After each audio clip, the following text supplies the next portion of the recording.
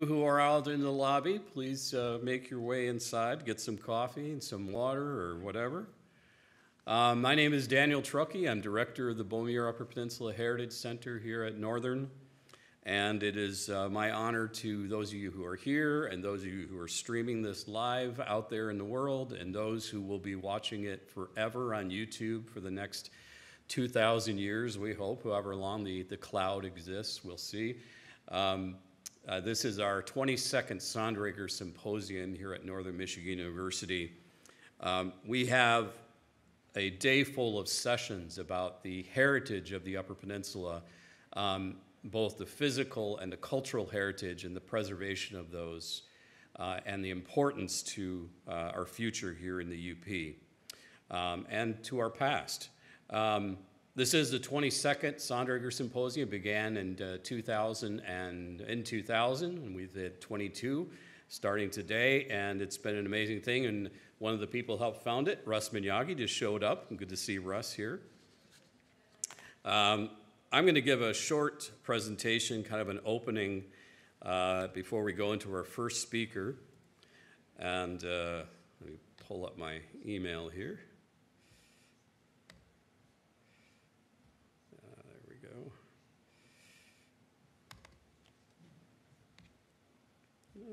That's not what I wanted.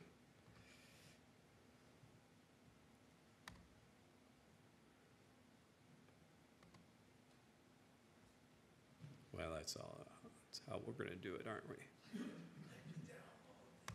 Ah, yeah. There we go. Thank you. We got a lot of stuff going on here all at the same time.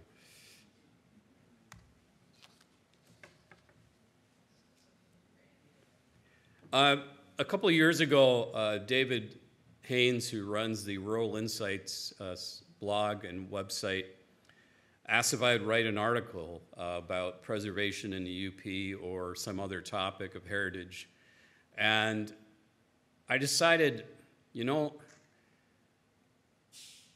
to me, heritage preservation is very personal. It's professional for me, but it's also very personal, because it connects with the things that connect to us in our lives. And so I thought about something.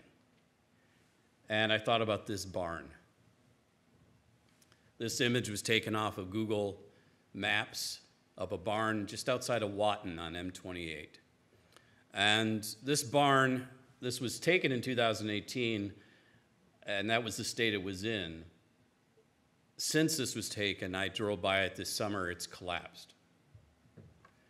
The reason I chose this barn was because in 1978, I think it was in June 1978, my family moved from Flushing, Michigan, downstate to Wakefield in the western Upper Peninsula. And as we were driving west on M28, we had our station wagon full of all of us and a big U-Haul truck with all of our belongings headed to Wakefield. We stopped to switch drivers, and this is where we stopped. And I remember looking out at this scene. This at the time was a working barn with cattle in it, and just being like, wow, where are we? Where are we going? This was, though I'd been to the UP many times to visit family, this is the first time, this is when we really entered the UP, the western UP, and said, okay, this is where we're going to live. And so every time I drive by it, and I've probably driven by it 100 times, if not more, I think of that day. But it also reminds me of the fragility of our heritage in the UP, because so many places like this are disappearing. Now, there's a certain inevitability to it.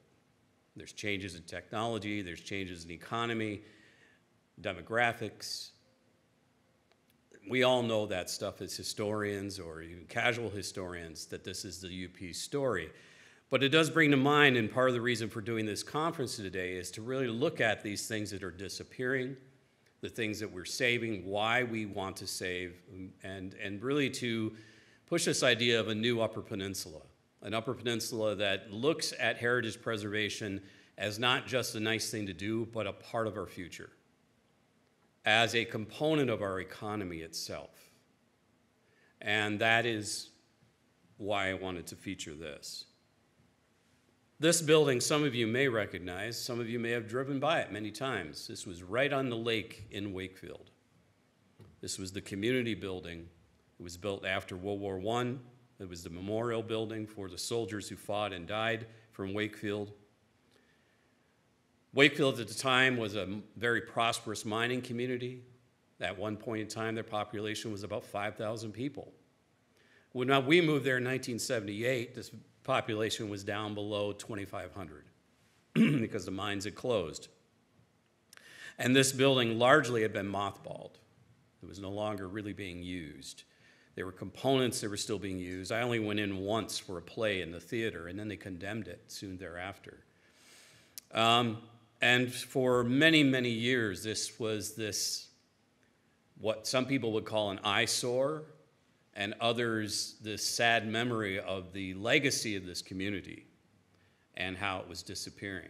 And there were efforts to save it, and even a donation of $2 million to save it, and try to save it or create something with it.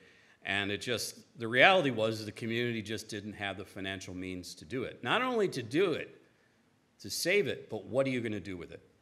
What is a town that's population every year is getting smaller? How is it going to support a facility like this? And so inevitably it was torn down, and this is the site now, right on beautiful Sunday Lake. I think about the Elgin County Courthouse, which stood at the very top of the hill of Elm Street in Munising. And as all of my life, my grandparents lived just a few blocks from here on Anoda Street. And how we would visit and we would look up that street at that beautiful copper roofing that was on that building. My grandfather actually worked there as a custodian for a while. And then, like so many buildings in the Upper Peninsula of that age, I mean, certainly not all of them, so many of it, it disappeared in a fire in the 1970s. This jewel and really the pride of Elgin County in many ways. And this is what replaced it. Just a sign of what too often has happened with our buildings, whether they're burned down or torn down, that they get replaced with completely utilitarian buildings. I'd like to think we're getting better at how we build new buildings. In Marquette, one of the buildings that I see this is the old, our city hall. Not the old city hall, the new city hall, which replaced the beautiful old Baraga High School. To this day, I can't understand why they didn't look at the high school and say, yeah, this could be city hall. I don't get it, but that's me. Because I'm a preservationist. I want to save these beautiful buildings. Maybe it wasn't practical, and that's the thing. It's not always practical for us to save these buildings. They don't always have a use beyond that time. And of course, all of us here at Northern understand this very well. This was Northern's main college up until 1949 when they started to build exterior buildings. And then the campus expanded, and by 1970, the decision was, we don't need this anymore. We need that new shiny Cohodes building. And we have a picture of this in our lobby at the Beaumier Center, a very large blown-up version of this. And whenever students come in, NMU students from off campus come in, I show them that, and they're aghast. Not just fascinated, aghast that this was torn down. Why would you do that? Well, I give them the long spiel of what happened and all of that. But in the end, if this were standing today, Northern would never consider tearing it down. This is one of the worst mistakes Northern ever made. It cut us off with not only our past, the first 50 years of our university, but the alumni of the university were affected by this, and the community in general, which fought very hard to try to save it. And don't get me started about it. But just an example of what we lost, and what would we have if we had saved it? How would it have impacted our community today if we had made that decision to save it? With that said, the UP has a lot of success stories. I think Calumet is probably one of the greatest examples of what can be done with regards to preservation, heritage preservation. Obviously, the National Park Service has been a big catalyst of that, but what they have done is they've created these network sites all across the Keweenaw, which has strengthened not only those organizations, all local run organizations, most of them volunteer-based, but the whole region now has this identity for heritage preservation.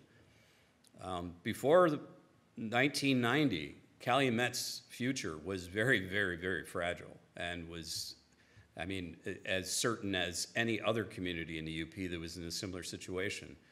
And now, I wouldn't say that Calumet and Laurium are thriving metropolises by any stretch of imagination, but they're thriving as what they are. They are destinations for people. And this, I think, is an example of what we can do and what more communities, I think, in the UP should be trying to do. Marquette has done a great job in preserving its downtown, but we've lost a lot as well in Marquette. Today, you're going to hear about the city of Negaunee and their efforts at historic preservation and developing a historic district. So, and Tina is going to be talking in just a little bit about Marquette's cultural trail, looking beyond just the physical, because it is more than just the physical. It is also the heritage, the stories, the people about the place that is important as well. This last summer, however, we were reminded of the fragility of places like Calumet. This fire took place right in that same block in the picture I took earlier. We lost 3, if not 4, historic buildings right in Calumet. And that was a huge loss for the community. Fire has always been the worst, the biggest issue for preservationists. There's not a lot we can do about that except try to secure our buildings, but fires are going to happen.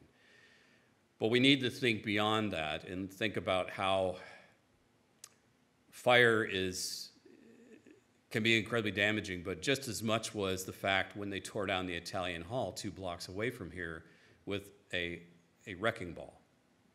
And what we lost as a region of an important historic site, maybe not a popular story or happy story, but a story that we lost, or a building we lost. The story is still being told. And that's the important thing, is that we still tell the stories.